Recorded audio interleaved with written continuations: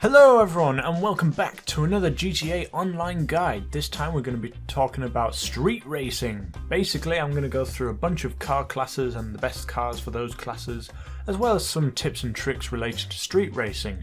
We're going to talk about participating in GTA Online races, as well as doing some impromptu races as well as a bunch of other stuff.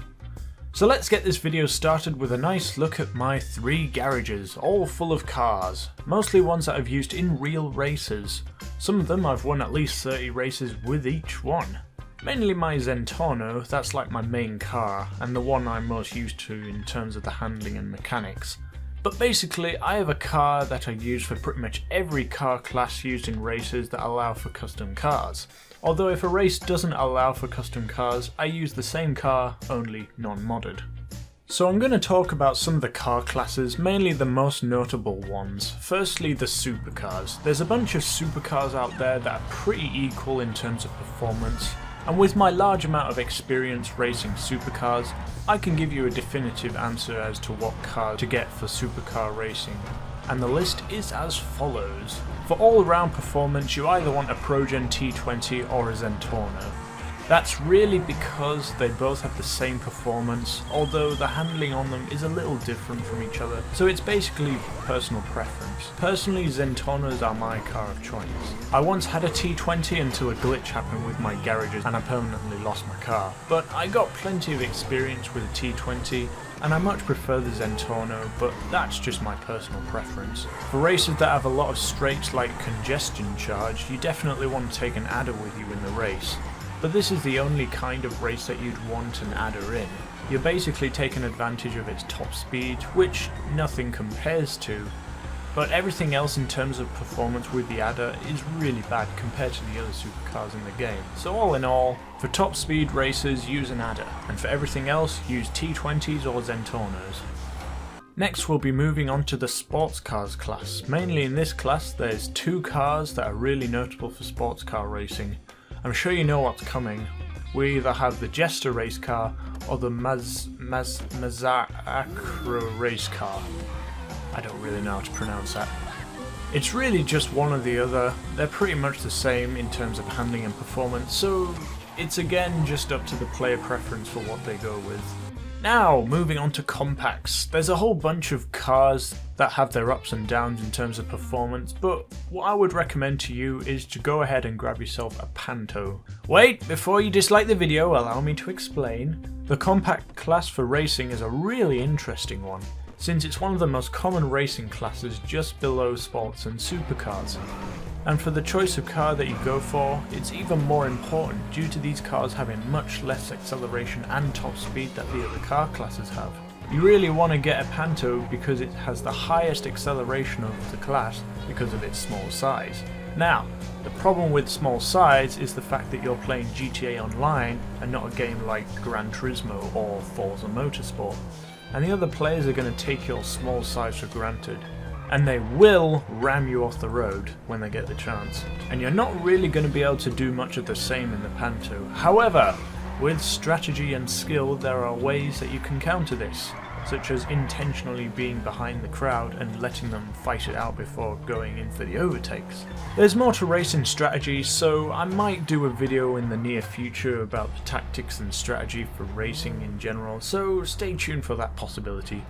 Now, the last class I'm going to talk about, since every other class is rarely used, is the muscle class.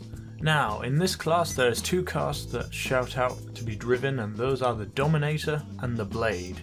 The Dominator being more suitable for tracks that have long straights and not many corners, and the Blade more suitable for the opposite. Though the Blade does tend to be used more often due to its higher acceleration and its handling around corners. So again, it's just another class where there's 2 main cars to use rather than just one. So although I didn't talk about every car class when GTA Online racing, I did go over the main ones that online races are often hosted with. Now, the next thing I'm going to talk about is racing in general. You're probably expecting me to give you a full guide on how to do well in races. Well, my best advice I can give you is don't play GTA Online races! Allow me to elaborate. GTA Online races are nothing more than a stress fest. The act of finding a race of any kind at all is a pain, usually taking a few minutes from beginning to look for a race, then joining a lobby, then actually starting at the start line. When you do find a race, more often than not it's going to be a race that you're not going to want to do. When you choose to look for races online, they don't just include cars, but they also include motorcycles, which are pretty fun since motorcycle races have less people who want to ram you. Then there's helicopters, which is okay, but if you choose the Buzzard over all of the other helicopters, you're pretty much guaranteed to win, due to the Buzzard being the fastest accelerating and the highest top speed helicopter in the game. Anyway, there's also plane races, which is completely terrible due to all the planes having the exact same performance and all of the courses to fly through aren't very challenging at all. Also, if someone so much as bumps into you, at least one of you is going to blow up and your race is over.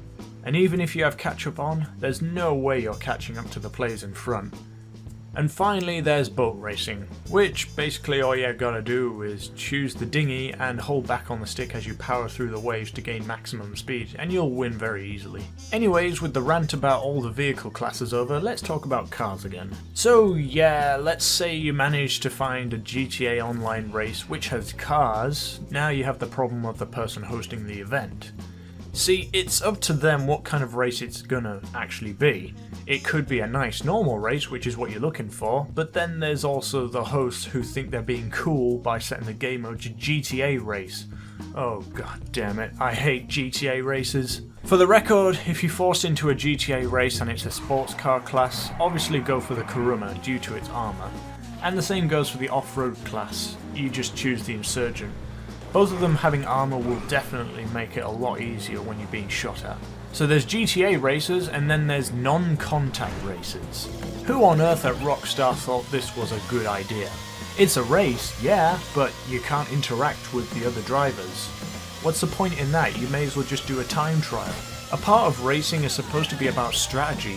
One of the parts of strategy being how to overtake your opponent and doing maneuvers and stuff.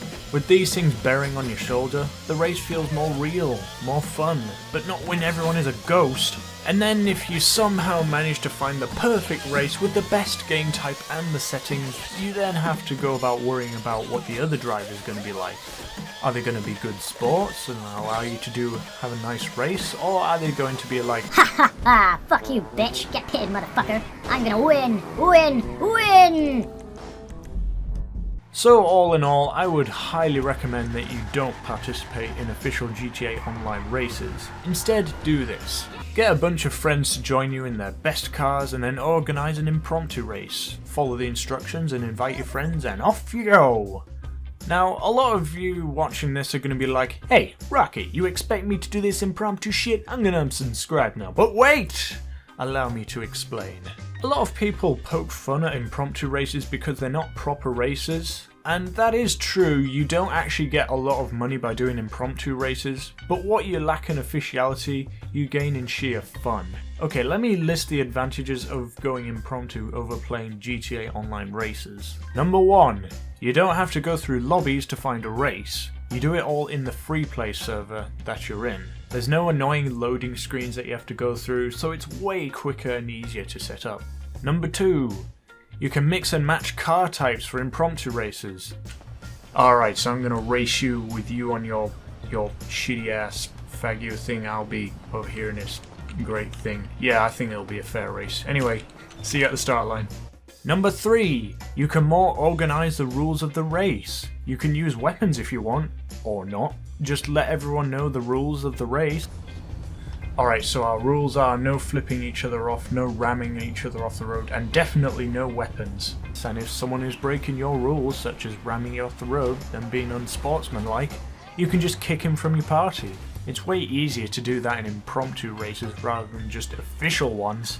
And finally, number 4, total customization. Start from anywhere and end anywhere. You could have an uphill rally of Mount Chiliad right from the bottom, or back down if you wanted. Impromptu races are just way more fun and more enjoyable experience than if you try to do official races. And in the end, You play the game to have fun. And if you're worried about money, don't do races to get money. Just do missions or heists or anything other than races. Bottom line is, win 50 official races by boosting with your friends. You can just repeatedly play the Criminal Records racetrack 50 times each to get all the upgrades. Then customize your favourite cars, then blast down the freeway in the most memorable race you'll ever have. This video might seem a bit controversial in terms of the advice I've given you, so let me know what you think about impromptu races, official races, and just generally how to have fun street racing in the comments below. And hey, if you enjoyed watching this video, make sure to leave a like and subscribe if you haven't already done so, and we will see you in the next video. See ya!